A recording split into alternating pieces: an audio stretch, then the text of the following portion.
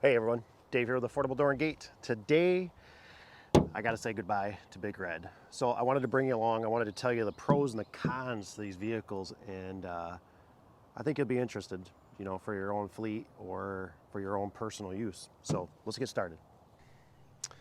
Okay, so we got ourselves a 2012 Ford E350 baby right there. This thing, I was debating between this and a new truck at the time, and this popped up. And just to tell you a little secret, sometimes people don't acknowledge Craigslist, those back doors anymore. They all just run to Facebook.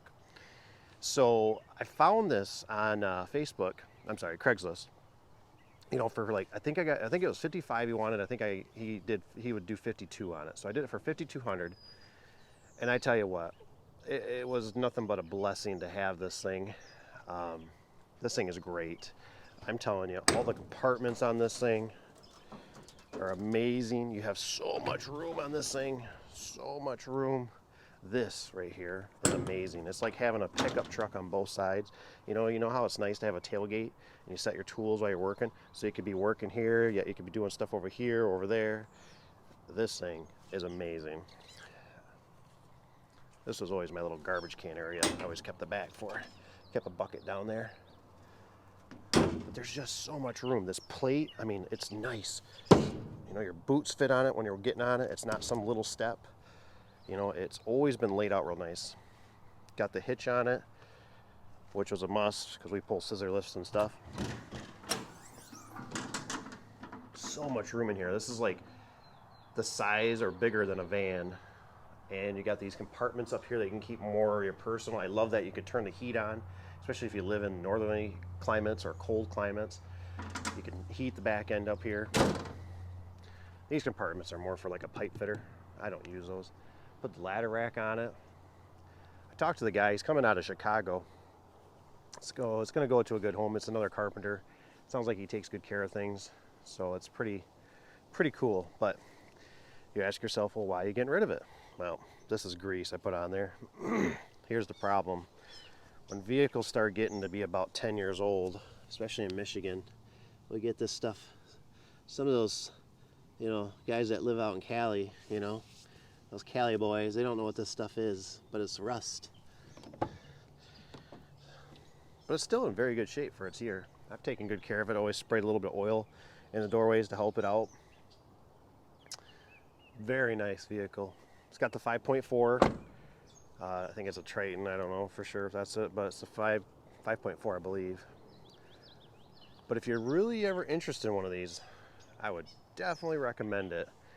The only thing I think I would do differently is I might go to a dually. Just because these things, who took my valve stem cap?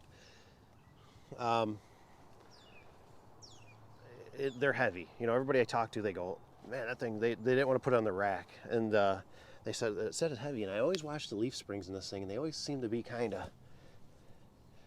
always sit pretty planed out, like they're almost like it is, like it's a heavy vehicle. Another nice thing is with this, you get a 10-foot box in there. So if you slide stuff into that door compartment, you roughly get about, 11, 12 foot, and you can get things in there to fit. But amazing vehicle, just amazing. I thought I wanted to try it, basically for, $5,000. I'm so happy I did it. So it's that question though, Dave, why are you getting rid of it? So there's a number of factors to it. The older I get, to be honest, most of the time, it's one of those things that in life, this is kind of life advice.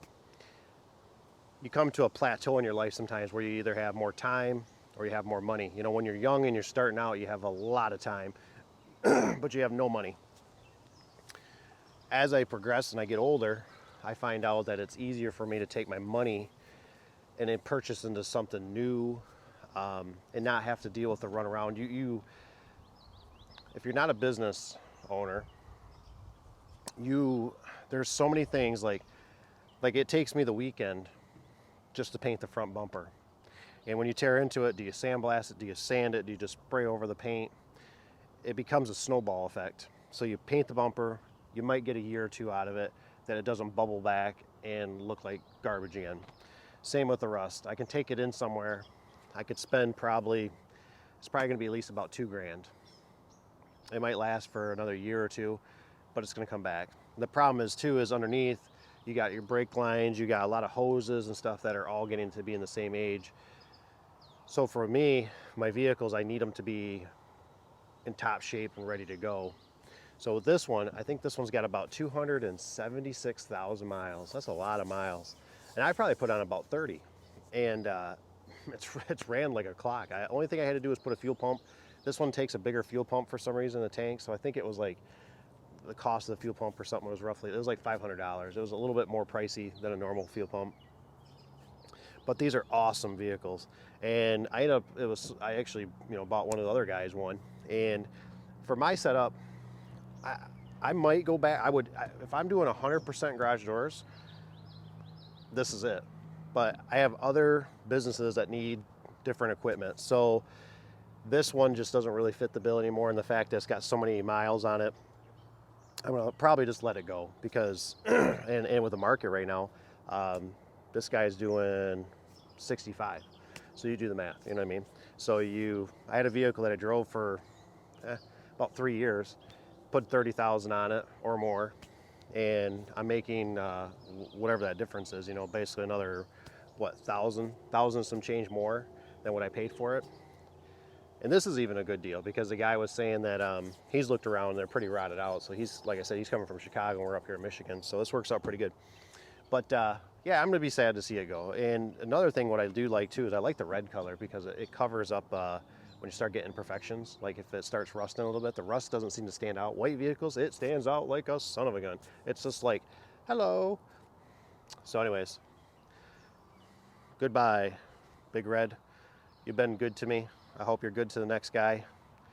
But anyways, I hope that's helpful for you guys. Like I said, these boxes are amazing. I just did a job out of the truck and I had to put everything away. I hate it. You know what I mean? It was the end of the day. It was like 7:30, 8 o'clock at night. And I'm like, I just want to go home.